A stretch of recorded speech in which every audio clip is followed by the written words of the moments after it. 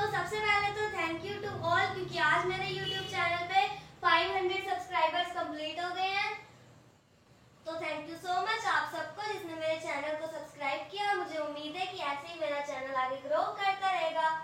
तो पिछली वीडियो में हमारा टेंस कंप्लीट हो गया था और आज हम करेंगे हमारा नेक्स्ट टॉपिक सेंटेंस। तो चलिए शुरू करते हैं हमारा आज का टॉपिक सेंटेंस यानी कि वाक्य।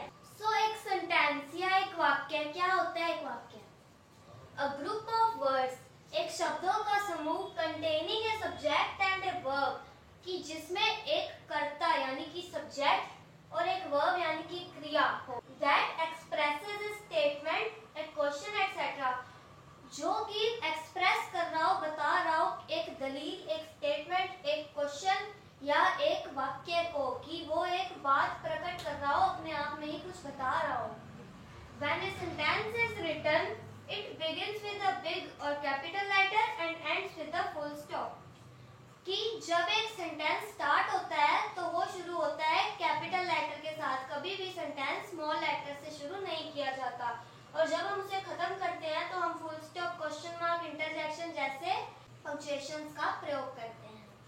तो ये होता है हमारा वाक्य। और ये वाक्य भी दो तरह से कई पार्ट्स में डिवाइडेड है। तो मैं आपको बताती हूँ कि सेंटेंस कितने टाइप का होता है। तो हमारे सेंटेंस कितने टाइप के होते हैं? 3 टाइप के। सेंटेंस 3 प्रकार के होते हैं: simple sentence, compound sentence, complex sentence. जिसमें हम सबसे पहले देखेंगे हमारा सिंपल सेंटेंस यानी कि साधारण वाक्य। तो इसमें सबसे पहला है सिंपल सेंटेंस यानी कि साधारण वाक्य। क्या होता है साधारण वाक्य? Contains a subject and A predicate, कि इसमें एक तो सब्जेक्ट यानी कि कर्ता होता है और एक होता है प्रेडिकेट यानी कि विधेय। कर्ता के बारे में हमें जो बात बताई जाती है वो होती है विधेय यानी कि प्रेडिकेट, कि सब्जेक्ट के बारे में जो बात होगी वो होगी प्रेडिकेट। एक्सप्रेसेस ए कंप्लीट थॉट, कि ये पूरा विचार व्यक्त करता है। एक्सप्रेसेस ए कंप्लीट थॉट। इसका एग्जांपल क्या देखेंगे हम? The boys went to the park. The boys subject, went to the park predicate. We like pizza. We subject like pizza predicate. Okay, तो इसमें एक टिप है। A simple sentence is also called an independent clause. Independent और dependent clause मैंने आपको part of speech में बताए थे। आप चाहो तो चेक कर सकते हो। पार्ट ऑफ स्पीच का लिंक मैं नीचे डिस्क्रिप्शन में डाल देती हूँ। तो a simple sentence is also called an independent clause। ठीक है, तो इसके बाद हम देखेंगे हमारा second sentence, compound sentence. Next है हमारा कंपाउंड सेंटेंस। कंटेन्स 2 और मोर इंडिपेंडेंट क्लॉजेस, कि इसमें 2 या 2 से अधिक इंडिपेंडेंट क्लॉजेस होते हैं। Clauses are joined by a coordinating conjunction. Conjunction भी मैंने आपको पार्ट ऑफ स्पीच में कराई थी। उसमें मैंने आपको सबऑर्डिनेटिंग और कोऑर्डिनेटिंग कंजक्शन बताई थी। अगर आपने पार्ट ऑफ स्पीच की वीडियोस नहीं देखी हैं तो मैं नीचे डिस्क्रिप्शन में लिंक डाल देती हूँ। इसके एग्जांपल्स क्या रहेंगे? The boys went to the park but they did not go to the zoo, कि वो पार्क तो गए थे लेकिन वो जू नहीं गए थे। We like pizza and we like Frooti, कि हमें पिज्जा भी पसंद है और हमें फ्रूटी भी पसंद है। ठीक है, तो यहाँ तक था तो वो सिंपल सेंटेंस था, पर वो यहाँ तक आ गया तो वो कंपाउंड हो गया। वी लाइक पिज्जा यहाँ तक था तो वो सिंपल था, अगर वो यहाँ तक आ गया तो वो कंपाउंड हो गया। इसकी टिप में क्या है?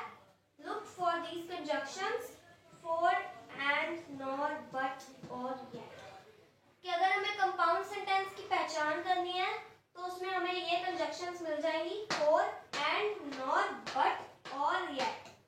ठीक है, तो नेक्स्ट हम देखते हैं हमारा कॉम्प्लेक्स सेंटेंस। ये है हमारा last but not the least complex sentence. Contains an independent clause and A dependent clause, कि पहले 2 सेंटेंसेस में सिर्फ इंडिपेंडेंट क्लॉज था, इसमें दोनों क्लॉजेस आएंगे, इंडिपेंडेंट भी होगा और डिपेंडेंट भी होगा। Dependent clause begins with a subordinating conjunction, और जो डिपेंडेंट क्लॉज होगा वो शुरू होगा सबऑर्डिनेटिंग कंजक्शन के साथ। सबऑर्डिनेटिंग कंजक्शन का लिंक नीचे डिस्क्रिप्शन में आप जाके देख लीजिए। एग्जांपल है Because the boys went to the park, they did not go to the zoo.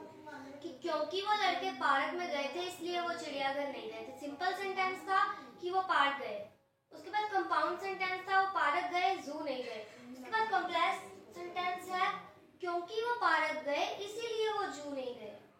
ठीक है, इसकी टिप है look for these subordinating conjunctions कि अगर हमें कॉम्प्लेक्स सेंटेंस ढूंढना है तो हमें ये कंजक्शंस मिलेंगे वहाँ पे after, before, because, although, when, since, if, wherever, whenever, unless, while, so, even, दो।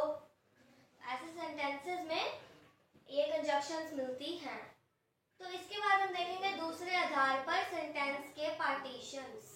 तो सेंटेंसेस 4 पार्ट्स में डिवाइडेड होते हैं। Declarative sentence, interrogative sentence, exclamatory sentence, imperative sentence. जिसमें सबसे पहले डिक्लेरेटिव है इट टेल्स अबाउट समथिंग कि ये कुछ बताता है। It ends with the full stop, ये जब खत्म होता है तो लास्ट में फुल स्टॉप आता है। Example I have a black dress, मेरे पास एक ब्लैक ड्रेस है। ये मैं कुछ बता रही हूँ कि मेरे पास एक ब्लैक ड्रेस है। इट टेल्स अबाउट समथिंग, ये मैं अपनी ड्रेस के बारे में बता रही हूँ, तो ये है declarative sentence. Interrogative sentence it asks something, ये कुछ पूछता है। It ends with A question mark, ये जब एंड होता है तो क्वेश्चन मार्क आता है लास्ट में। व्हेन आर वी ईटिंग, हम कब खाएंगे, हम खाना कब खाएंगे, लास्ट में क्वेश्चन मार्क आया, तो ये है इंटरोगेटिव सेंटेंस। उसके बाद है exclamatory sentence. It shows strong feeling, ये स्ट्रॉन्ग फीलिंग बताता है। इट एंड्स विद इंटरजेक्शन, ये इंटरजेक्शन मार्क के साथ एंड होता है। जैसे एग्जांपल है my hair is on fire, इसका मतलब ये तो नहीं है कि बालों में आग लग गई। हम बता रहे हैं कि हाँ भाई तुम्हारे बाल बहुत ही गर्म है या तुम्हारे बाल बहुत ही सुंदर लग रहे हैं, उसको हम बोलेंगे my hair is on fire. उसके बाद है imperative sentence. It tells someone to do something, ये किसी को कुछ करने के लिए बोल रहा है।